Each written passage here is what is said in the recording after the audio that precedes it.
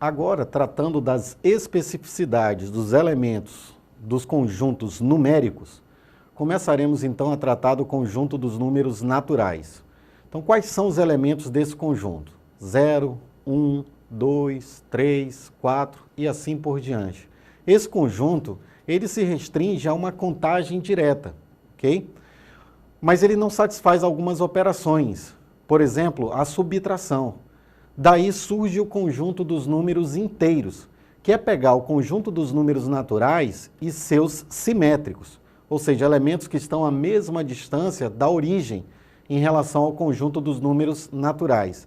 Daí nós temos os números naturais e esses números com sinal negativo, formando o conjunto dos números inteiros.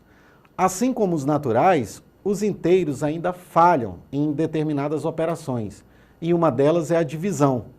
Ora, nem sempre que você divide dois inteiros, o resultado ainda é um número inteiro. Então, vamos definir o conjunto dos números racionais.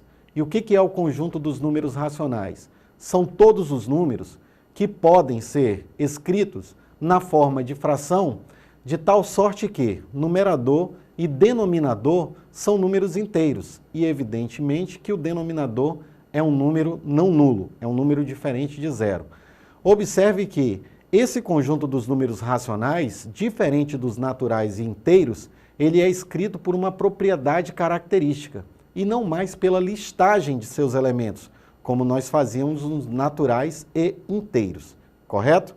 Ora, existem outros números especiais que não estão contemplados dentro desse conjunto dos números racionais, que são os números irracionais. Para identificar um número irracional, podemos tomar como exemplo os números decimais não exatos, aqueles que apresentam uma infinidade de casas decimais, sem apresentar uma repetição de números, que a gente chama de periodicidade. Por exemplo, o número 1, 2, 3, 4, 5, 6, reticências, é um número irracional. Ele tem infinitas casas e não apresenta período.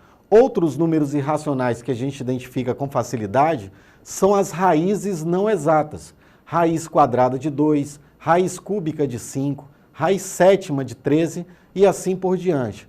Fora outros números que vocês conhecem muito bem. Um grande exemplo é o número π. O número π é um número irracional. O surgimento do conjunto dos números reais, na verdade, ele não traz elementos novos. Ele só faz a união do conjunto dos números racionais com o conjunto dos números irracionais. Então, o conjunto dos números reais é a união dos racionais com os irracionais.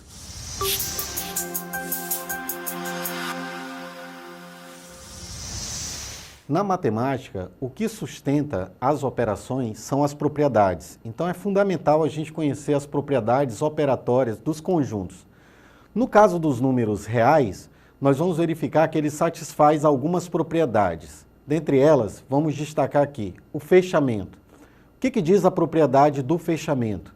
O conjunto dos números reais, ele é fechado nas operações de adição e multiplicação, por exemplo. O que isso significa? Que quando você soma dois números reais, o resultado ainda é um número real. Quando você multiplica dois números reais, o resultado ainda é um número real, ok? Outra propriedade que está presente nos números reais é a comutativa, dentro das operações de adição e multiplicação também. Não importa a ordem que você vai somar ou multiplicar os números reais. Então, se você tomar os números reais A e B, pode-se afirmar que A mais B é igual a B mais A, da mesma forma que A vezes B é igual a B vezes A. Também chamamos a atenção à propriedade associativa. A propriedade associativa nos dá a liberdade de efetuar a operação em conformidade com nossa conveniência. Por exemplo, você pode efetuar a soma A mais a soma B mais C, de tal modo que A mais B você efetua primeiro e depois soma com C. Da mesma forma o produto. A vezes o produto BC, ele pode ser aberto como produto AB e depois por C. A propriedade distributiva envolve as operações de adição e multiplicação. Então podemos tomar como exemplo o produto A vezes B mais C. Então, o fator A é distribuído pelo somatório de B e C, ou seja, AB mais AC. Existe também o elemento neutro, aí vai depender da operação. Então, o elemento neutro da adição é o zero. Todo número real adicionado a zero dá o próprio número.